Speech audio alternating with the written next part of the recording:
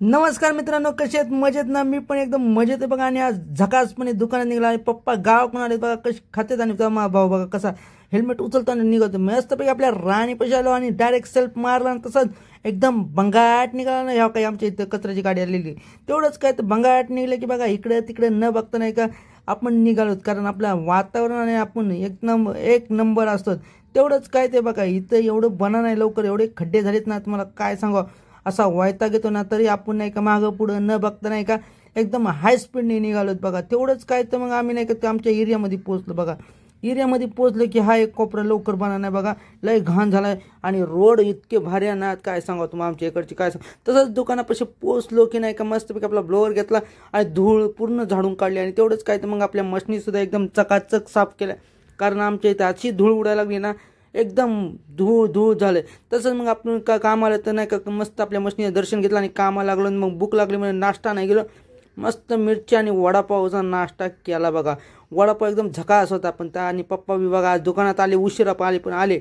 मग काम बी आज एवढं होतं ना की वाट लागली होती. एवढं काम असतं ना आजकाल, मला तुम्हाला सांगू सुद्धा शकत नाही. एकदम मरावं वाटतं एकदम काय सांगा तुम्हाला. तेवढंच काय तर मग मी बटणं आणायला गेलो. बटणं आणि दुकानाचं काय सामान आहे. मग सामान आणता आणता बघा रस्त्यात पप्पाने थांबलं, म्हणलं थांब मला भाजी घेऊन दे.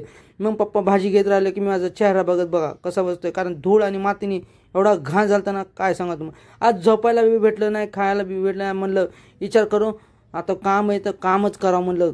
मग नाही का एकदम कामात असा जोश पकडला ना, एकदम मागं पुढं न बघता असं काम केलं ना विचारू नका. मग नाही का आमचे गाववाले आले मग आम्ही चहा मागवला. मस्तपैकी चहा पीत बसलो आम्ही एकदम झकासपणे. चहा बी एकदम जबरदस्त आणि आमचं काम बी एकदम जबरदस्त, एकदम मजे के साथ सगळं काम संपत नाही का. असा चेहरा खराब झाला ना, ऑइली चेहरा आणि धूळ माती एवढा वैताग आलता ना तुम्हाला काय सांगा. तरी म्हणलं काम करायचं म्हणजे करायचं, मागं नाही सरायचं. मग 10:30 वाजले. मग आम्ही दुकान बंद केलं आणि एकदम भंगाट निघालोत बघा. मागं पुढं न बघता एकदम हाय स्पीडने निघालोत. आणि बघा काय काय दुकानं बंद बी झालेत आणि आम्ही बी निघालोत बघा कसं एकदम भारीपैकी. आणि पप्पा म्हणले थांब आपल्याला भाजी बी घ्यायची. त्यामुळे आम्ही नाही का मार्केटला गेलोत बघा.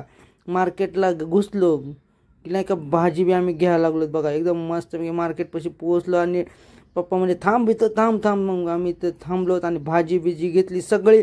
तेवढंच काय तर बघा ह्या हातगाड्यावाल्याला काय कमी समजू नका. 6 वाजता गाडी लावतात, 10 वाजता बंद करतात, पण 5,000 शिवाय खाली घरी जात नाही. तसं पुढं निघलं की नाही का एक टेलर भेटला. म्हणलं नाही का मला घेऊन चला. मग त्या ह्या बघा योच हा टेलर याला घेऊन आला. मग दुसऱ्या टेलर सोबत गप्पा मारत बसतं. ते म्हणले की असं तसं आमच्या बी गप्पा मस्त रंगल्या. तेवढ्याच इतक्या भारी रंगल्या की काय हो. एक लहान लेकरू होतं ते बी आमच्या गप्पा ऐकत बसले. काय बोलतात काय नाही, एन्जॉय करतोय आमच्या गप्पा.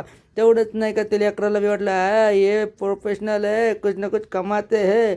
मग काय तर काय, मग आम्ही नाही का त्यांच्या गप्पा मारल्या. तसंच आम्ही नाही का घरी निघालो की मग आपल्या गाडीची अशी स्पीड वाढवली ना आणि गार असं लागत होतं ना. आजकाल इकडं लयच गार लागायला लागले, काय माहीत कुठून आलं एवढं गार.